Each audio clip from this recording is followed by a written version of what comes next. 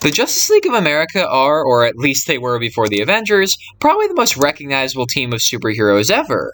I mean, each member is absolutely iconic in every sense of the word. You can just look at their symbol and you know exactly who they are. And through the various iterations of them in both the comics and in the cartoons, we got to see many, many different versions of their dynamic. Unfortunately, we wouldn't actually get a Justice League live-action movie until 2017, which was disappointingly not very good at all, before the Zack Snyder one, which was better but still a little too long in my opinion. But did you know that we almost had a major Justice League movie a little less than 10 years before the actual one came out? Yep, it was supposed to come out in 2009, and it actually went pretty far into production. It would have been called Justice League Mortal. It was ultimately scrapped, sadly, because of the writer's strike, which killed a lot of projects off around that time, and that was also combined with the success of The Dark Knight, which made Warner Bros. Reconsider their future movie plans. So, what if this movie had happened, though? What if the writer's strike somehow didn't get the movie canceled and it actually came to fruition? Simply put, what if Justice League Mortal was made?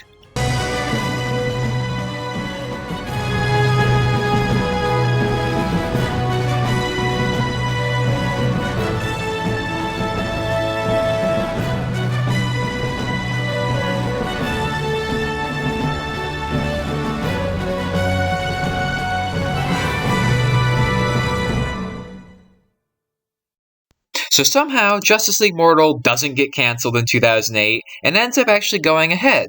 So what happens now? Well, first we actually have to talk about the production of the movie. The movie itself was originally going to be filmed in Australia before being relocated to Vancouver, Canada. And it actually would have been directed by George Miller, the man behind all 4 Mad Max movies, Lorenzo's Oil, and Happy Feet, and the movie seemingly would have been released in 2009 or 2010.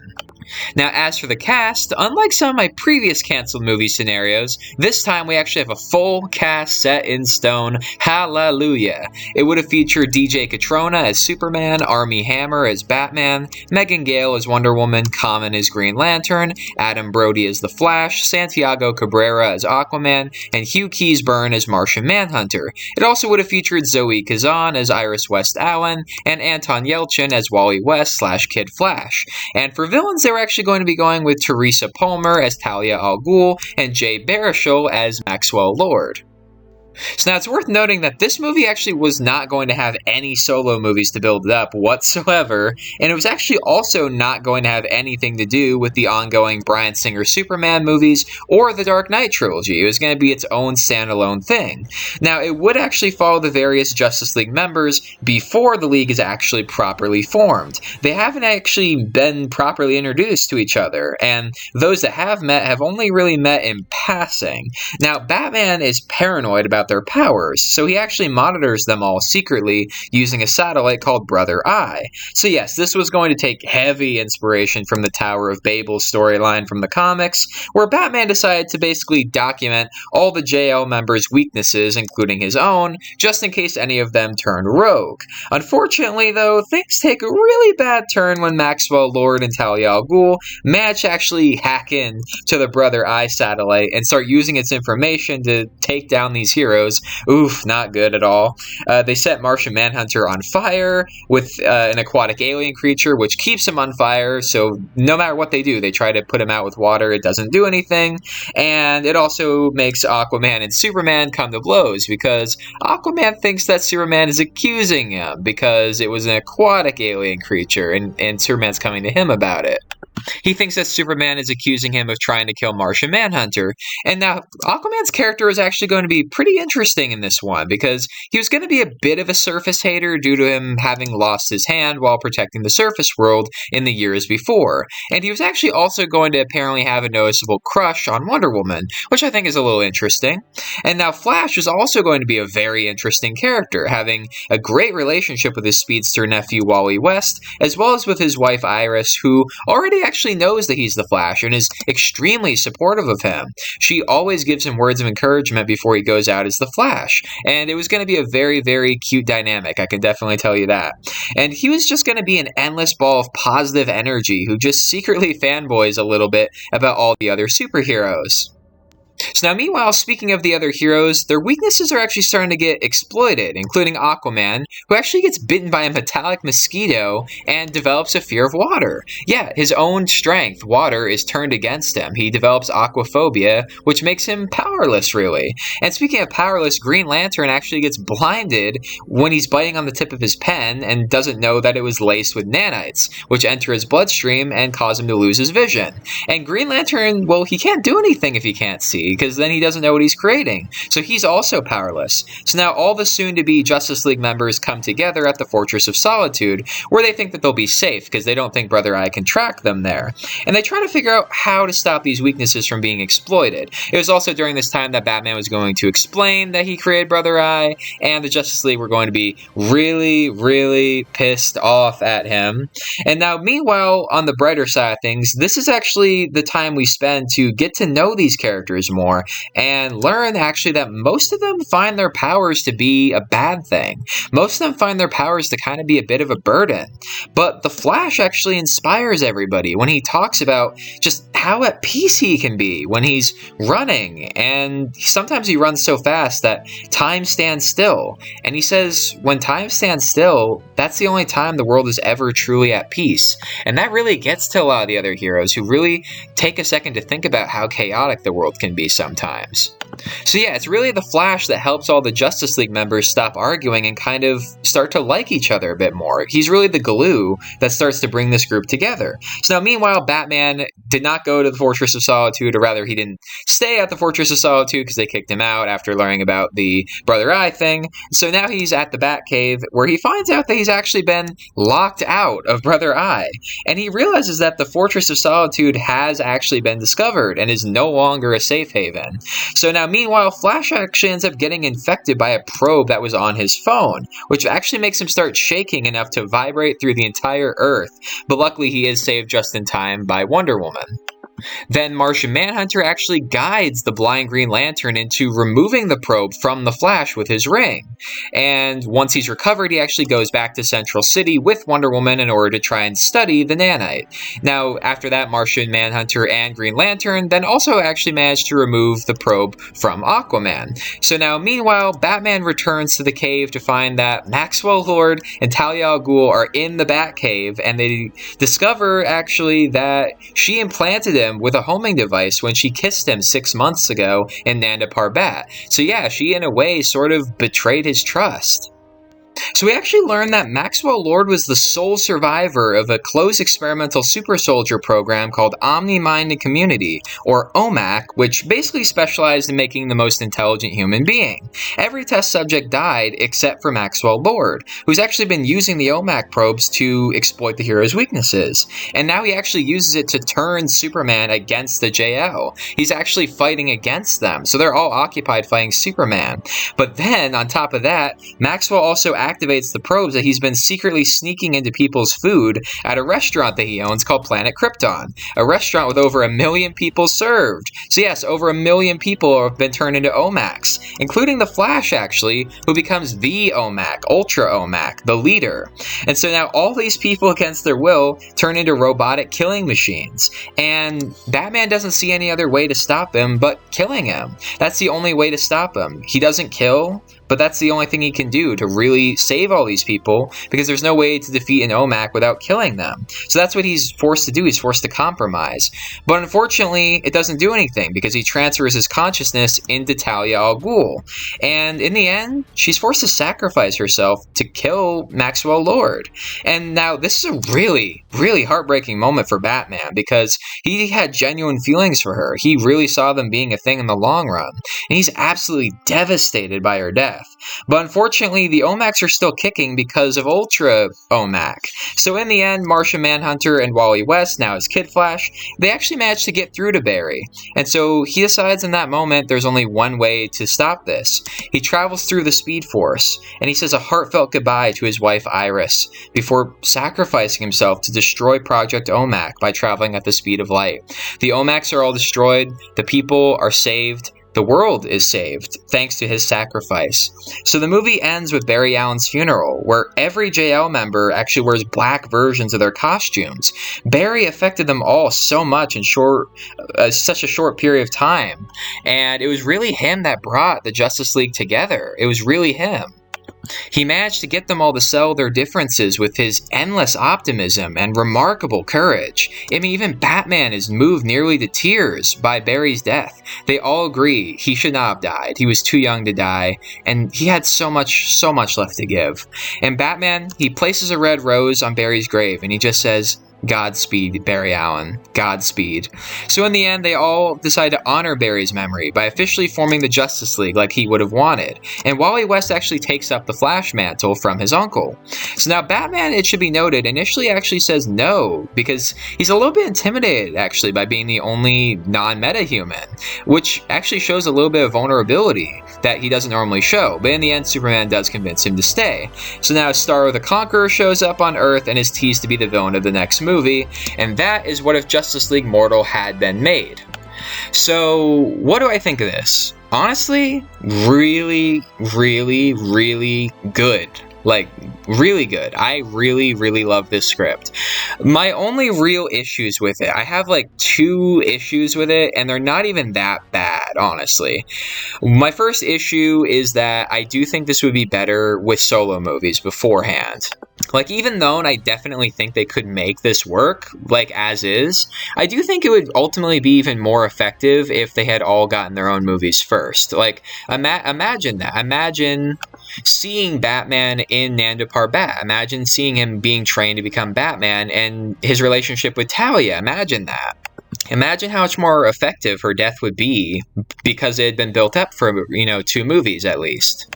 And as I said, they could do it. They could do it in 1 movie, and I still think it would be amazing. But, I do think it would ultimately be better if they did solo movies first. And now my other criticism is one I'm sure a lot of people do share, which is the decision to have Batman kill Maxwell Lord by breaking his neck. Now, I think it would be a similar thing to Superman breaking Zod's neck in Man of Steel. It would just be a very divisive thing. People would argue endlessly about how Batman didn't have to do that Batman could have found other ways to stop them. But, I honestly, personally don't mind it that much, but it is worth pointing out because I imagine it would bother a lot of other people. So, yeah, as far as the actors go, most of them are unknowns. Like, most of them didn't do much before this movie was going to get made, so it's hard to say if I think they would have been good. They at least look the part, and the script definitely does them service. It definitely sounds like a really good script, and so if they were able to do good line readings, then I think they would be absolutely fantastic. The script would not betray them. If they were bad, it's because of their performance, for sure. Ultimately, Armie Hammer's really the only one of these actors I know very well as far as the main Justice League goes. Him and Common's fine. And I mean, that was another thing I forgot to mention, is that I do think Green Lantern's role is a little bit too minor. I think that they could have given him more to do, especially since he spends the majority of the movie blind. I think that they could have given Green Lantern a little more to do. That's just my opinion. But yeah, I mean, overall, I do think this is a very, very good movie. It's just got so much passion in it. You really feel like it's being written by somebody who loves the Justice League and wants to make a really good Justice League movie. And I'm not saying by any means that Zack Snyder and maybe even to a lesser extent Joss Whedon weren't trying to make a good Justice League movie. I'm sure they were. And Zack Snyder, in my opinion, did. His movie's just a little too long. 4 hours is pushing it. I'm sorry. But this actually sounds like a fun, breezy Justice League movie with real emotional stakes, honestly. And, even though Armie Hammer, went down the path he did, I mean, there's a reason he was being fan cast to play Batman for years. It's because he was honestly kind of born for the role. He really is perfectly cast in this movie, in my opinion. Armie Hammer would make a fantastic Bruce Wayne and a fantastic Batman. You have to have somebody that can do both, and he could really do both, honestly. I do admit, looking at DJ Catrona, it's a little hard to imagine him as Clark Kent. Maybe, I don't know, maybe it's because he looks a little too handsome, in my opinion, to be Clark Kent, but maybe if you, really leaned into it. I don't know. know. From what I can tell, they weren't even going to have Clark Kent in this movie, so maybe that's something they could have expanded on in the future. Because yeah, they were going to do more movies after this. You bet your ass, they were going to do more movies after this. Like, when Batman says Godspeed at Barry's grave, I kind of like to think that was a tease for who the villain was going to be in the Flash movie. That was going to be Godspeed. That would be really cool. A nice little nod. Obviously, they teased Star the Conqueror, so obviously they were probably going to do another Justice League movie before they did any solo movies, unless the solo movie was going to be a prequel. And as I said, I think that if they did a Batman movie with Batman, falling in love with Talia al Ghul, that would really make her death all the more effective, in my opinion. And yeah, I really like the idea of making the Flash like the real heart and soul of the team. Because most people would say it should be Superman, but Superman has been prone to his weaknesses. And, so is the Flash, but like Flash is just, he's got so much boundless energy, so much boundless, he's so in love with what he does. He absolutely loves being a superhero. He never seems to let anything get him down too much. And I just think that would really work with the other Justice League members who have all been known to have some serious moments of crisis, of confidence, and depression, I honestly think he would really help to bring the Justice League together. That's a very realistic direction, in my opinion. And I'm, legitimately sad we didn't get to see it, honestly. Hopefully, if they make another Justice League movie, they take heed of the things from this script. Because I think making the Flash the center of the group would absolutely work wonders. Just honestly. The action set pieces in this movie, I'm sure, would have been amazing. I mean, again, George Miller, Mad Max, oh my god. Have you seen Fury Road? I mean, you know what that guy is capable of. The action scenes in this movie would be fantastic. The costumes, from what little we've been able to see of them, look incredible. They managed to make a really good Wonder Woman costume that incorporates the comic book elements while also making it look practical. Like, it looks like something Wonder Woman could wear into battle and it wouldn't be too much of a hindrance. But it also respects the comics. It's a really, really good costume, in my opinion. And I also like how Armie Hammer's Batman suit has yellow highlights on it, because Batman's typically black and yellow. And I just think that looks so good. They were able to find a way to incorporate the yellow without looking really, out of place in a modern day superhero movie. Honestly, everybody in this movie really looks the part. They really, really do. And Anton Yelchin looks fantastic as Kid Flash. He would have been amazing. He has the exact boundless energy and youthful look needed to play that character. I think he would have been fantastic. He was definitely taken from us way too soon. And it's really a shame he never got to get into the superhero movie genre. But if he was, and it had been this, it would have been fantastic. And now, I honestly think the camaraderie of this movie would have been out of this world, because legitimately everybody who worked on this movie has nothing but good things to say about it. Like, even though the writer's strike was about to happen, the writers didn't want to stop working on this one. Like, that's how much they enjoyed working on it. They literally worked till the last second. They were actually counting down to the last second of when they had to put pencils down. Like, that's how much they enjoyed working on it. George Miller made the cast members hang out with each other to form a natural camaraderie, and it worked. They became good buddies, and everybody from this movie is talking about how sad they are that it didn't get made. And that just tells me that there was so much passion behind it, not just with the director, but with the actors, who clearly wanted to play these characters. They didn't do it because their agent said it's a good idea. They did it because they actually wanted to. They wanted to give people a movie that would give them hope, that would give them a good time and good inspiration. And honestly, it legitimately makes me mad we didn't get this movie. It actually pisses me off, because this is probably the best canceled movie script I've ever read, honestly, and I'm really upset that we didn't get this, legitimately. Jay Baruchel as Maxwell Lord, hard to imagine. I'm used to Pedro Pascal as Maxwell Lord, I admit, so maybe I'm biased in that way, but Jay Baruchel, I like him. I just don't know if I can imagine him being intimidating. You know what I mean? He comes off as a little bit dorky to me. And maybe they were gonna try and go for a Jesse Eisenberg Lex Luthor thing, but it didn't work with that. So I really don't know. Maybe they would have made it work. I mean, I don't want to question George Miller because he's made a lot of great casting choices in the future, but or in movies, I should say. But you know, for every Mel Gibson in Mad Max, you have Tina Turner in Mad Max. So not all of his casting choices are spot on. Maybe Jay Baruchel would have been a bad choice. I'd like to be optimistic. And Teresa Palmer as Talia al Ghul. I actually think that's good. I think she's the wrong nationality, but I do think that with the right direction, she could have made that work. I think that ultimately, this movie had everything going for it. A really good script, a cast full of actors that liked each other, liked the director, and wanted to make this movie. It was going to be filmed in a great location. And yeah, I mean, legitimately, the only thing wrong with this movie was the timing. Like, even the minor complaints I've had are minor complaints. Legit, the only thing wrong with this movie, in my opinion, is the timing. If they hadn't canceled it, like, if they had just let it happen, like, I know that they said, oh, they canceled it because they were worried people are going to get Armie Hammer Batman confused with Christian Bale Batman, and I get that, I understand. But I wish that Warner Brothers just had a little bit more trust in people to figure it out, you know? I really do think this movie had so much potential, and it's heartbreaking. I was legitimately tearing up reading this script. It's so heartbreaking this movie didn't get made.